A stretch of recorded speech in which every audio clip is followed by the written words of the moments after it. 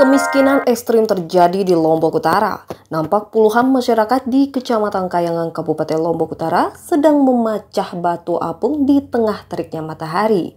Para pemecah batu ini memulai aktivitasnya dari jam 6 pagi hingga sore. Dari setiap karungnya, para pemecah batu ini hanya mendapatkan Rp2.000 dan bisa mendapatkan 10 karung per hari. Tercatat Nusa Tenggara Barat masuk dalam kategori kemiskinan ekstrim yang mencapai rasio 3,29% dari jumlah penduduk 174.000 orang. Kemiskinan ekstrim yang terjadi di Nusa Tenggara Barat saat ini yaitu berada di level 1, yaitu level paling rendah. Dari penilaian UNESCO sendiri, kemiskinan ekstrim ini merupakan masyarakat yang berpenghasil Rp10.000 per hari atau kurang dari Rp300.000 per bulan. Sehingga Nusa Tenggara Barat saat ini sedang dihadapkan pada masalah kemiskinan ekstrim yang semakin memprihatinkan. Banyak warga yang hidup di bawah garis kemiskinan dan terancam kelaparan serta kekurangan gizi yang parah. Kalau kita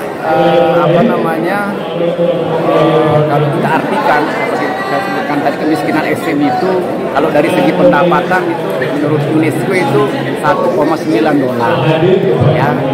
$1,9 kalau kita konversikan ke dolar 10.000 mungkin itu ya sekitar, kalau dia mempunyai pendapatan sebulan hanya sekitar 300.000 sebulan. Itu kemiskinan ekstrim.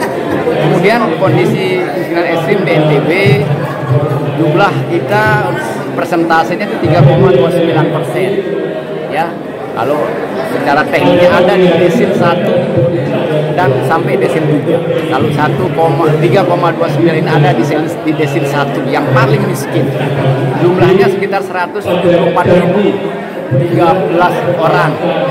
Nah, ini yang harus kita tuntaskan. 2024 ini menjadi 0% berdasarkan instruksi, berdasarkan direktif Pak Presiden. Nah, ini tugas kita untuk 2024 ini ya cukup berat, tapi kalau kita bersama-sama mungkin bisa kita laksanakan. KNU sendiri apa penekanan pada musrembang ini? KNU kami tadi menginginkan ada peningkatan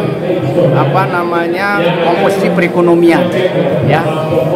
Komposisi perekonomian maksud saya nanti ekonomi itu ditunjang oleh kegiatan-kegiatan non tambang, pariwisata misalnya, yang sebut ke Bupati tadi, ya. Kemudian tadi pertanian dalam arti yang luas, karena kalau kita berbicara tentang peningkatan perekonomian, ya itu tidak akan eksklusif kalau didukung oleh sebagian besar didukung oleh tambang. Kalau non tambang artinya sektor-sektor hulu, sektor pertanian, sektor peternakan, sektor perkebunan, itu kita tingkatkan produksinya, tingkatkan kualitasnya.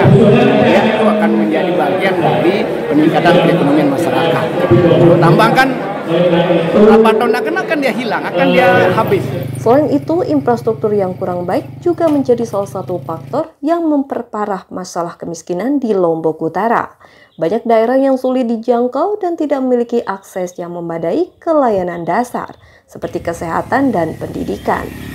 Organisasi kemanusiaan dan para aktivis sosial di Lombok Utara menyerukan kepada pemerintah untuk mengambil tindakan konkret dalam menangani masalah ini.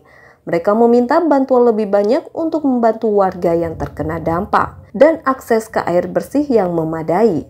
Pemerintah juga perlu meningkatkan infrastruktur dasar seperti jalan, air bersih, dan sanitasi agar daerah-daerah terpencil dapat dijangkau dengan mudah. Dari Lombok Utara.